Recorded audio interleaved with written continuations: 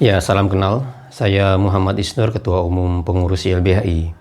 Pertama, tentu kita sangat mengecam atas tindakan brutal dari anggota BRIMOB ya di Tual di Maluku, dan kita mengucapkan selamat berduka cita yang mendalam atas meninggalnya Ananda Arianto.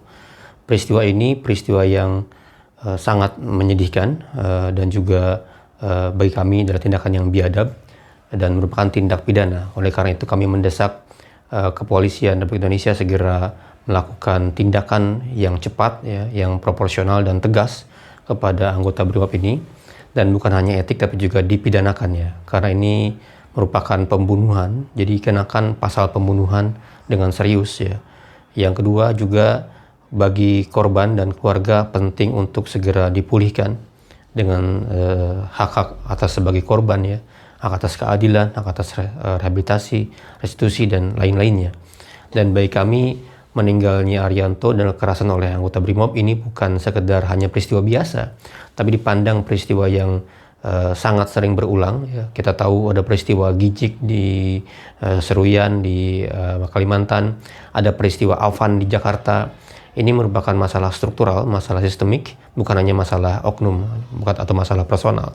Maka oleh karena itu pendekatannya, perbaikannya juga harus bersifat struktural. Dalam artian pertama, ini bagian dari reformasi kepolisian yang utuh. Untuk apa? Untuk pertama menghilangkan atau mengurangi atau meniadakan peran-peran BRIMOB di tengah-tengah masyarakat. BRIMOB adalah pasukan spesial, pasukan khusus yang ditujukan untuk kepentingan khusus, ya. Jadi jangan sampai BRIMOB digunakan untuk menghadapi masyarakat, menghadapi demonstran, ya, menghadapi warga, menghadapi yang sedang melindungi tanah dan lingkungannya. Jadi tarik semua pasukan BRIMOB dari urusan-urusan dengan masyarakat, ya. Ini bukan masalah Kamtibmas yang ditangani oleh BRIMOB, ya. Yang kedua juga harus ada secara serius reformasi di bidang kelembagaan dan kultural, di mana kita harus bersama-sama mendesak untuk menghilangkan praktik kekerasan, praktik militerisme, ya, militerisasi kekerasan di tubuh kepolisian. Harus dievaluasi total, mulai dari rekrutmen, dari pendidikan, dari bagaimana bersikap, ya.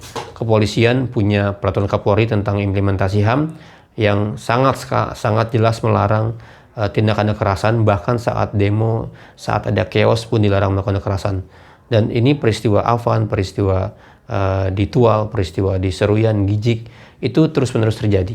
Jadi kita mendesak reformasi ini menjadi program yang sangat serius, ya.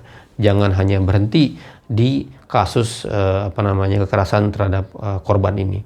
Dan ke depan kita harus memastikan peristiwa seperti ini nggak terjadi lagi. Jadi harus ada pedoman, SOP, dan kemudian peraturan khusus secara internal dan juga secara lebih tinggi lagi untuk senantiasa menghormati hak asasi manusia, menjamin hak warga negara, jangan justru menjadi pembunuh warga negara, jangan menjadi pembunuh manusia Indonesia. Demikian pendapat dari kami. Terima kasih. Wassalamualaikum warahmatullahi wabarakatuh.